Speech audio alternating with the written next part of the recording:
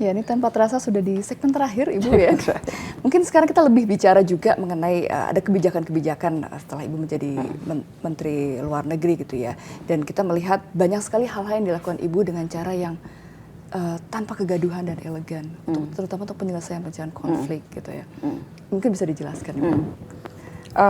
Tanpa kegaduhan, oke. Sekarang saya mulai dari itu. Buat apa gaduh? Kalau kegaduhan itu tidak bisa menyelesaikan masalah, justru menimbulkan masalah yang lain. Kadang-kadang kan kita pengen kepancing dan sebagainya, sehingga kita menyelesaikan masalah dengan menimbulkan masalah yang baru. Nah, buat saya, buat tim kita, tim saya, oke, saya biasanya begini. Begitu ada masalah muncul, itu dengan beberapa tim yang terkait, itu biasanya kita saling berkomunikasi atau kita duduk. Ini ada masalah ini. What do you think? Jadi keputusan tidak hanya di saya. Tentunya kita butuh kecepatan ya, karena sekarang merespons itu kan hitungannya detik, hitungannya menit. Sehingga juga dibutuhkan komunikasi yang sangat cepat. Tapi biasanya saya bicara, apalagi kalau kan ada yang misalnya muncul masalah harus direspon dulu, kita respon dulu. Kita respon, setelah itu kita kumpul, sambil kita mencari solusi. Kita bicara, dan setelah itu oke, solid, udah. Setelah itu kita ambil posisi semua, kita begini. Saya bilang jangan lupa perwakilan kita ada di luar, di info, sehingga kita satu suara. Karena tantangan kita adalah bagaimana kita bisa bersuara satu, ya kan? Orang akan melihat ini suaranya solid nggak? Dan alhamdulillah karena kita komunikasi kita betul-betul cepat, maka kita bisa bersuara satu. Jadi saya ikut beberapa komunikasi kelompok untuk masing-masing wilayah ya. Misalnya aku ikut kelompok Timur Tengah, aku ikut kelompok Amerika, aku ikut kelompok Australia, aku kelompok ASEAN dan sebagainya. Sehingga kalau ada masalah, ada isu yang muncul misalnya di ASEAN, ini ada isu ini, what do you think guys? Gitu. Bisa langsung cepat. Oke, itu cepat sekali dan ada ownership. Karena tim selalu ditanya, what do you think? Gitu. Jadi nggak akhirnya tinggal hanya menjalankan akhirnya keputusan di saya. Jadi itulah pendekatan saya, memang tidak gaduh, tetapi kita harus menyelesaikan dan harus bisa berkontribusi. Karena sekali lagi Indonesia itu negara besar, dan negara itu dalam pergaulan dunia ya sebenarnya sama kayak pergaulan kita di lingkungan kita. Sebenarnya lebih memberi banyak itu akan lebih baik, ya kan? Kalau kita di RT kita lah. Kalau misalnya ada perhelatan apa, kita bisa bantu. Aku bantu ini ya. Nanti ada perhelatan yang lain, aku bantu ini. Ada orang yang kesusahan, misalnya sedang sakit, kita tengokin. Apa yang bisa aku bantu? Ada yang meninggal, kita layat. Itu kan orang akan melihat, oh ini orang care ya. Ini orang berusaha untuk membantu. Nah, hampir sama lah, kira-kira hampir sama. Bentuknya tentunya beda. Kalau ada masalah krisis kemanusiaannya dalam arti bukan kemanusiaan dalam artian kebutuhan material, tetapi ada kebutuhan lain, kita selalu nawarkan apa yang kita bisa bantu. Jadi kalimat apa yang kita bisa bantu itu ternyata juga pengaruhnya besar ya. Ada di pelaksanaan politik luar negeri kita. Makanya pada saat misalnya kita kena musibah di Palu misalnya, Lombok, itu dalam hitungan cepat sekali para kepala negara lain juga menghubungi presiden, para menlu juga menelpon saya, nge-tag saya dengan pertanyaan yang sama. Retno, aku bisa bantu apa yang kita bisa bantu. Dan ini merupakan satu, kalau menurut saya bagus ya, saling membantu, karena at the end memang kita tidak bisa hidup sendiri. Penyelesaian konflik Palestina begitu, bahkan dengan statement Ibu, Palestina jantung hati Indonesia begitu. Sebenarnya apa juga yang ingin disampaikan, pesan tidak tertulisnya gitu dalam hal ini? Palestina itu, apa yang kita lakukan untuk Palestina itu sebenarnya menjalankan amanah konstitusi mengenai kemerdekaan, mengenai orang-orang yang masih di bawah pendudukan, ditindas.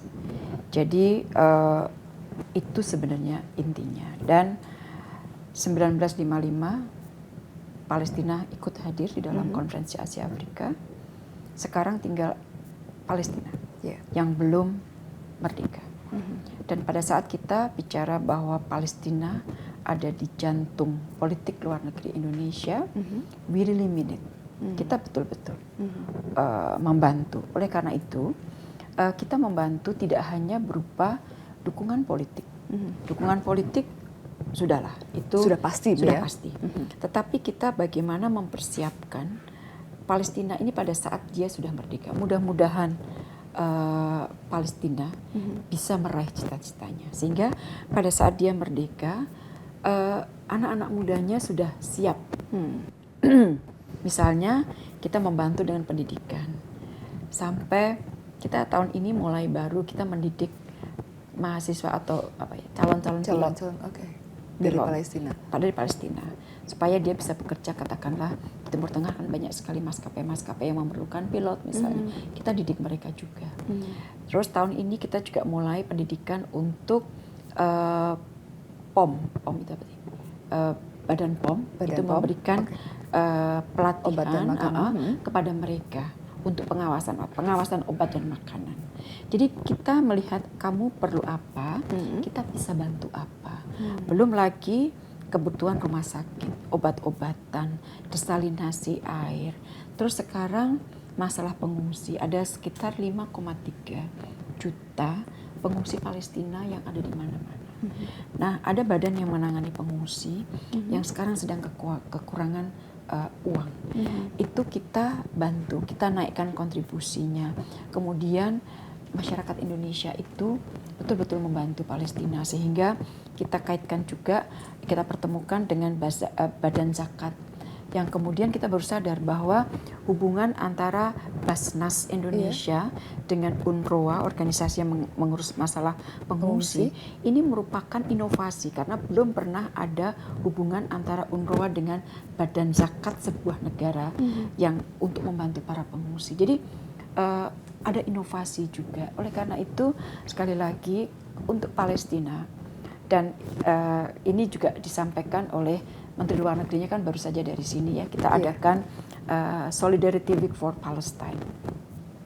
Menteri Luar Negerinya Palestina itu mengatakan begini, saya tuh kaget juga, dia mengatakan bahwa Retno is not a fighter for Indonesia, she is also a fighter for Palestine.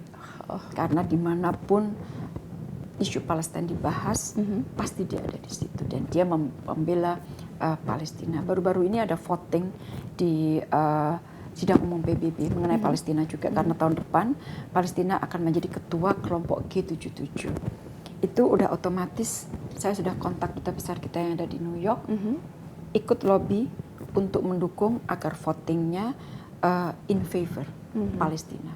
Jadi diplomat kita ikut melobi dan akhirnya juga kita menang, dapat vote yang cukup, yang sangat meyakinkan sih untuk Palestina. Oke, baik, terakhir Bu, artinya pandangan ke depan mengenai politik bebas aktif Indonesia ini seperti apa, dan harapan-harapan mungkin juga.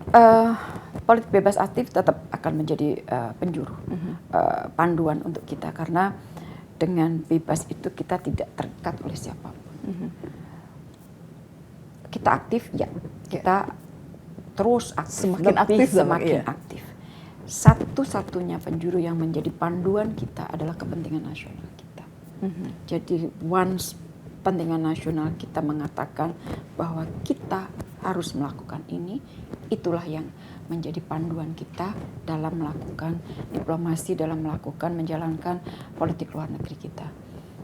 Dunia, apakah tantangannya lebih mudah? Tidak sama sekali. Tantangan lebih besar. Lebih besar pasti. Tetapi saya ingin sedikit mengambil pidato Presiden pada saat IMF World Bank, pertemuan IMF World Bank.